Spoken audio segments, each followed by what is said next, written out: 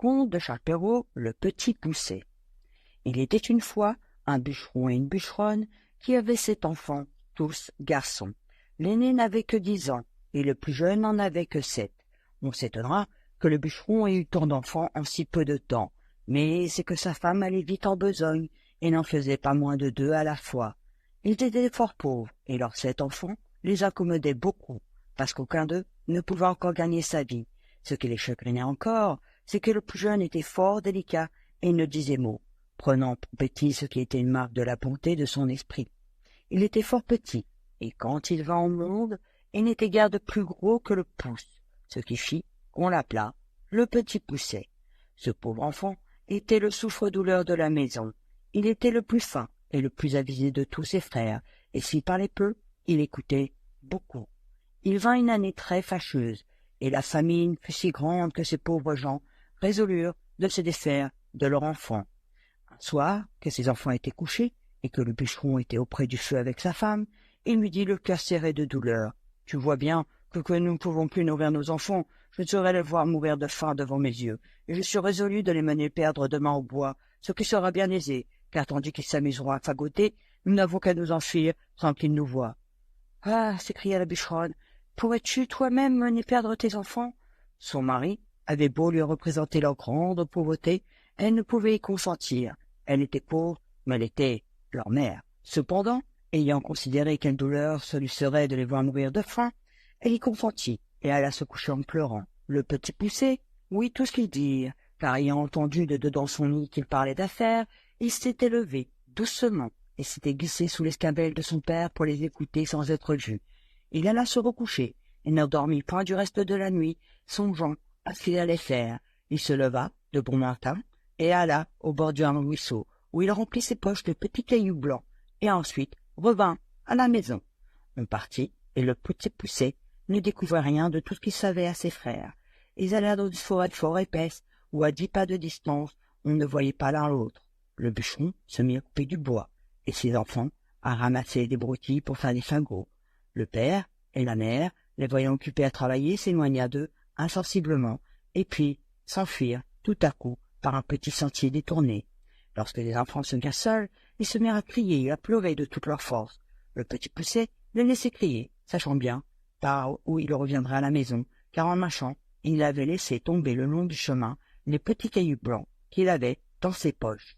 Il leur dit donc: « Ne craignez point, mes frères, mon père et ma mère nous ont laissés ici, mais je vous ramènerai bien au logis. Suivez-moi seulement. » Ils le suivirent, et il les mena jusqu'à la maison, par le même chemin qu'ils étaient venus dans la forêt. Ils n'osèrent d'abord pas rentrer, mais se mirent tous contre la porte pour écouter ce que disaient leur père et leur mère. Dans le moment que le bûcheron et la bûcheronne arrivèrent chez eux, le seigneur du village leur envoya 10 écus qu'il leur devait, il y avait longtemps, et dont ils n'espéraient que rien.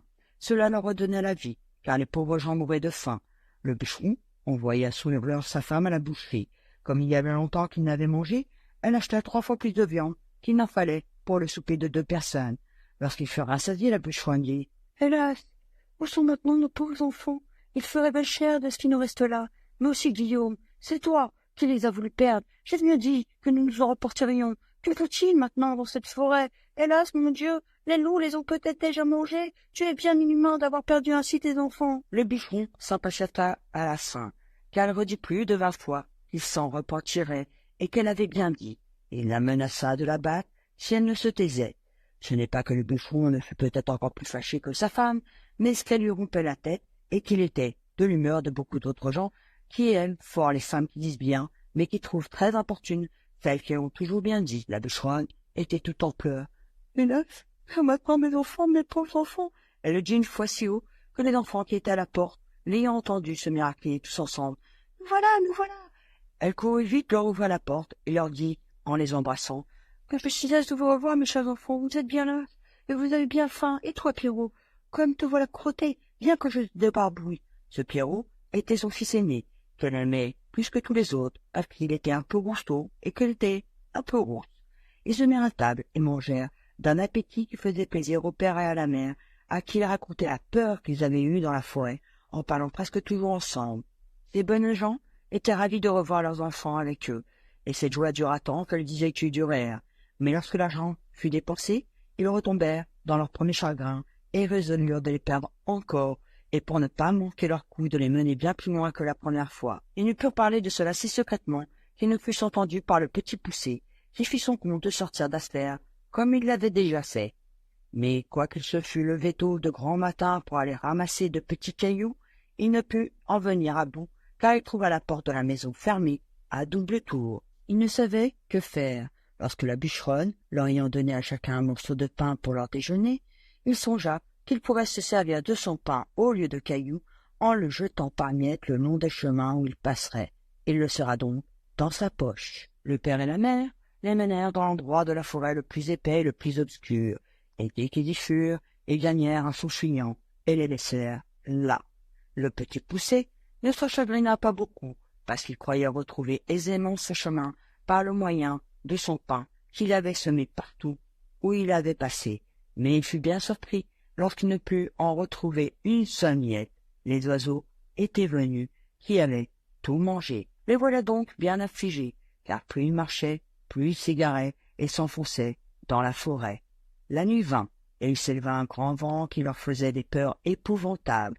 Ils croyaient n'entendre de tous côtés que les hurlements de loups qui venaient à eux pour les manger. Ils n'osaient presque se parler, ni tourner la tête. Il survint une grosse pluie qui les perça jusqu'aux os. Ils glissaient à chaque pas et tombaient dans la boue, d'où ils se relevaient tout crottés, ne sachant que faire de leurs mains. Le petit Poucet grimpa au haut d'un arbre pour voir s'il ne découvrait rien. Ayant tourné la tête de tous côtés, il vit une petite lueur comme d'une chandelle, mais qui était bien loin, par-delà la forêt. Il descendit de l'arbre, et lorsqu'il fut à terre, il n'y vit plus rien. Cela le désola. Cependant, ayant marché quelque temps avec ses frères du côté qu'il avait vu la lumière, il la revit en sortant du bois. Ils arrivèrent enfin à la maison où était cette chandelle, non sans bien des frayeurs, car souvent ils la perdaient de vue, ce qui leur arrivait toutes les fois qu'ils descendaient dans quelque feu. Ils heurtèrent à la porte, et une bonne femme vint leur ouvrir. Elle leur demanda ce qu'ils voulaient. Le petit Poucet lui dit qu'ils étaient de pauvres enfants, qu'ils étaient perdus dans la forêt, et qu'ils demandaient à coucher par charité. Cette femme, les voyant tous si jolis, se mit à pleurer et leur dit « Hélas, mes pauvres enfants, où êtes-vous venus? Savez-vous bien que c'est ici la maison d'un homme qui mange les petits enfants ?» « Hélas, madame, lui répondit le petit Poucet, qui tremblait de toute sa force, aussi bien que ses frères. Que ferons-nous?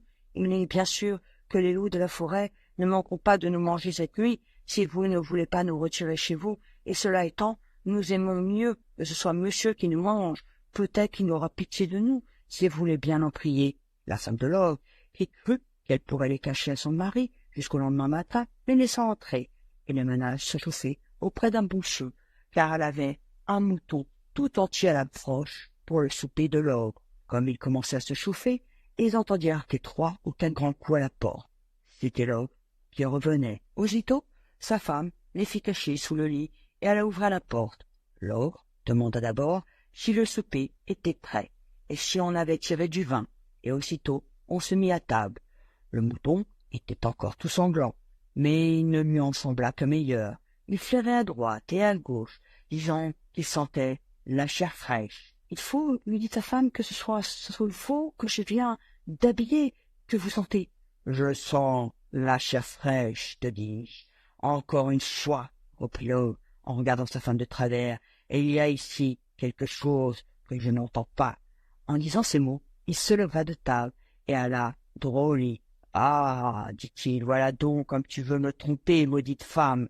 Je ne sais à quoi il tient que je ne te mange aussi. Bien, t'en prends d'être une vieille bête. Voilà du gibier qui me vient bien à propos pour traiter 3 ogres de mes amis qui doivent me venir voir ces jours-ci. » Il les tira de dessous le lit, l'un après l'autre. Ces pauvres enfants se mirent à genoux en lui demandant pardon, mais il avait affaire au plus cruel de tous les ogres, qui, bien loin d'avoir de la pitié, les dévorait déjà des yeux, et disait à sa femme que ce serait là de plier en morceaux lorsqu'elle les aurait fait une bonne sauce. Il allait prendre un grand couteau, et en approchant de ces pauvres enfants, il aiguisait sur une longue pierre qu'il tenait à sa main gauche. Il en avait déjà au poignard lorsque sa femme lui dit « Que voulez-vous faire alors qu'il est? N'auriez-vous pas assez de temps demain ?» Tais-toi, reprit l'ogre, ils n'en seront plus mortifiés. Mais vous avez encore là tant de viande, reprit sa femme.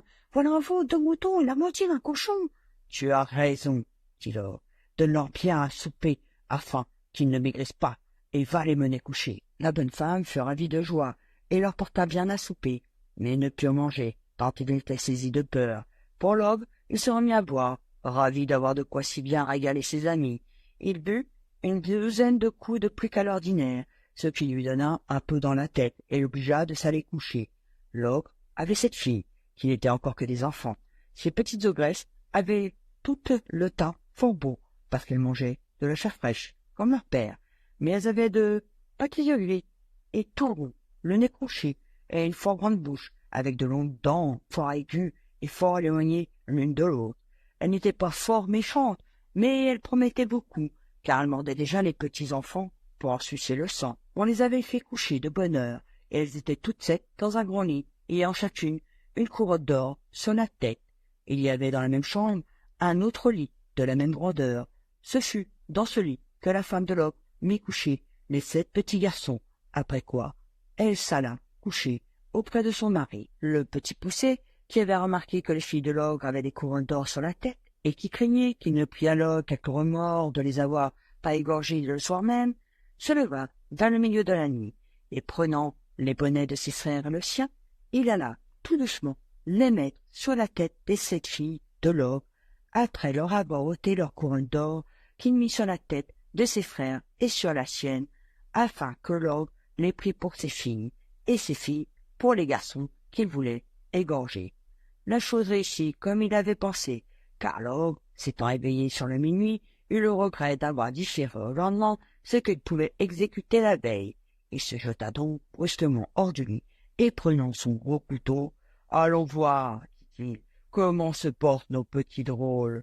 N'en faisons pas à 2 fois. » Il monta donc à tâtons à la chambre de ses filles, et s'approcha du lit où étaient les petits garçons qui dormaient tous, et c'était le petit poucet, qui eut bien peur lorsqu'il sentit la main de l'ogre qui lui tâtait la tête comme il avait tâté celle de tous ses frères.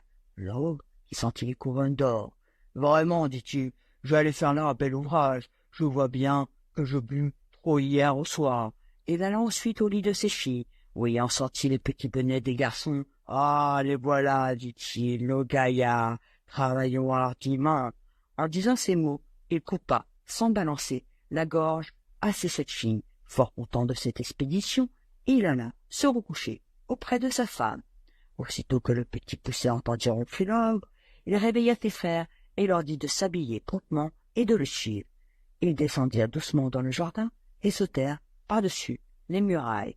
Ils coururent presque toute la nuit, toujours en tremblant, et sans savoir où aller. L'ogre s'étant éveillé, dit à sa femme, « Va-t'en là-haut habiller ces petits drôles d'hier au soir. » L'ogresse fut fort étonnée de la bonté de son mari, ne se doutant point de la manière qu'il entendait qu'elle les habilla, et croyant qu'il lui ordonnait de les aller vêtir. Elle monta en haut, où elle fut bien surprise, lorsqu'elle aperçut ses 7 filles égorgées et nageant dans leur sang. Elle commença par s'évanouir, car c'est le premier expédit que trouvent presque toutes les femmes en pareille rencontre. L'ogre, craignant que sa femme ne fût trop longtemps à faire la besogne dont il avait chargé, monta en haut pour lui aider. Il ne fut pas moins étonné que sa femme lorsqu'il vit cet affreux spectacle. « Oh, que je fais là ?» s'écria-t-il. « Ils me le paieront, les malheureux, et tout à l'heure. » Et jeta aussitôt une bouteille d'eau dans le nez de sa femme, et l'ayant fait revenir, « Donne-moi vite mes bottes de 7 lieues, afin que j'aille les attraper. » Il se mit en campagne, et après avoir couru bien loin de tous les côtés, enfin il entra dans le chemin où marchaient ces pauvres enfants, qui n'étaient plus qu'à 100 pas du logis de leur père. Il vit l'ogre qui allait de montagne en montagne, et qui traversait des rivières aussi aisément qu'il aurait fait du moindre ruisseau. Le petit poucet, qui vit un rocher creux proche le lieu où ils étaient, y fit cacher ses 6 frères, et s'y fourra aussi, regardant toujours ce que l'ogre deviendrait. L'ogre, qui se trouvait fort là du long chemin qu'il avait fait inutilement, car les bottes de 7 lieues fatiguent fort leur homme, voulut se reposer, et par hasard, il alla s'asseoir sur la roche où les petits garçons s'étaient cachés. Comme il n'en pouvait plus de fatigue, il s'endormit, après s'être reposé quelque temps, et vint à ronfler si effroyablement que les pauvres enfants n'eurent pas moins de peur que quand il tenait son grand couteau pour leur couper la gorge. Le Petit Poucet en eut moins de peur et dit à ses frères de s'enfuir promptement à la maison pendant que l'ogre dormait bien fort et qu'ils se missent point en peine de lui. Ils crurent son conseil et gagnèrent vite la maison. Le Petit Poucet, s'étant approché de l'ogre, lui tira doucement ses bottes et les mit aussitôt. Les bottes étaient fort grandes et fort larges, mais comme elles étaient fées, elles avaient le don de s'agrandir et de s'appetisser selon la jambe de celui qui les chaussait, de sorte qu'elles se trouvèrent aussi justes à ses pieds et à ses jambes que si elles eussent été faites pour lui. Il alla droit à la maison de l'ogre, où il trouva sa femme qui pleurait auprès de ses filles égorgées. « Votre mari, lui dit le Petit Poucet, est en grand danger, car il était pris par une troupe de voleurs qui ont juré de le tuer s'il leur donne tout son or et tout son argent. Dans le moment qu'il lui tenait le poignard sur la gorge, il m'a aperçu et m'a prié de venir avertir de l'état où il est et de vous dire de me donner tout ce qu'il a de vaillant sans rien retenir, parce qu'autrement il le tue sans miséricorde. Comme la chose presse beaucoup, il a voulu que je prisse ses bottes de 7 lieues, que voilà pour faire diligence, et aussi afin que ne croyez pas que je sois un affronteur. » La bonne femme, fort effrayée, lui donna aussitôt tout ce qu'il avait, car cet ogre ne laissait pas d'être fort bon mari, quoiqu'il mangeât les petits enfants. Le Petit Poucet, étant donc chargé de toutes les richesses de l'ogre, s'en revint au logis de son père, où il fut reçu avec bien de la joie. Il y a bien des gens qui ne demeurent pas d'accord de cette dernière circonstance, et qui prétendent que le Petit Poucet n'a jamais fait ce vol à l'ogre, car la vérité, il n'avait pas fait conscience de lui prendre ses bottes de 7 lieues, parce qu'il s'en servait que pour courir après les petits-enfants. Ces gens-là assurent le savoir de bonne part, et même pour avoir bu et mangé dans la maison du bûcheron, ils assurent que le Petit Poucet eût chaussé les bateaux de l'ogre. Il s'en alla à la cour, où il savait qu'on était fort en peine d'une armée qui était à 200 lieues de là et du succès d'une bataille qu'on avait donnée. Il alla, disent-ils, trouver le roi et lui dit que s'il souhaitait, il lui apporterait des nouvelles de l'armée avant la fin du jour. Le roi lui promit une grosse somme d'argent s'il en venait à bout. Le Petit Poucet rapporta des nouvelles dès le soir même, et cette première course, l'ayant fait connaître, il gagnait tout ce qu'il voulait, car le roi le payait parfaitement bien pour porter ses ordres à l'armée, et une infinité de dames lui donnaient tout ce qu'il voulait pour avoir des nouvelles de leurs amants, et ce fut là son plus grand gain. Il se trouvait quelques femmes qui le chargeaient de l'aide pour leur mari, mais elles le payaient si mal, et cela allait à si peu de choses qu'il ne daignait mettre en ligne de compte ce qu'il gagnait de ce côté-là. Après avoir fait pendant quelque temps le métier de courrier et avoir ramassé beaucoup de biens, il revint chez son père, où il n'était pas possible d'imaginer la joie qu'on eut de le revoir. Il mit toute sa famille à son aise. Il acheta des offices de nouvelles créations pour son père et pour ses frères, et par là, il les établit tous et fit parfaitement bien sa cour en même temps. Moralité. On ne s'affiche point d'avoir beaucoup d'enfants, quand ils sont tous beaux, bien faits et bien grands, et d'un extérieur qui brille. Mais si l'un d'eux est faible, on ne dit mot, on le méprise, on le raille, on le pille. Quelquefois, cependant, c'est ce petit marmot qui fera le bonheur de toute la famille.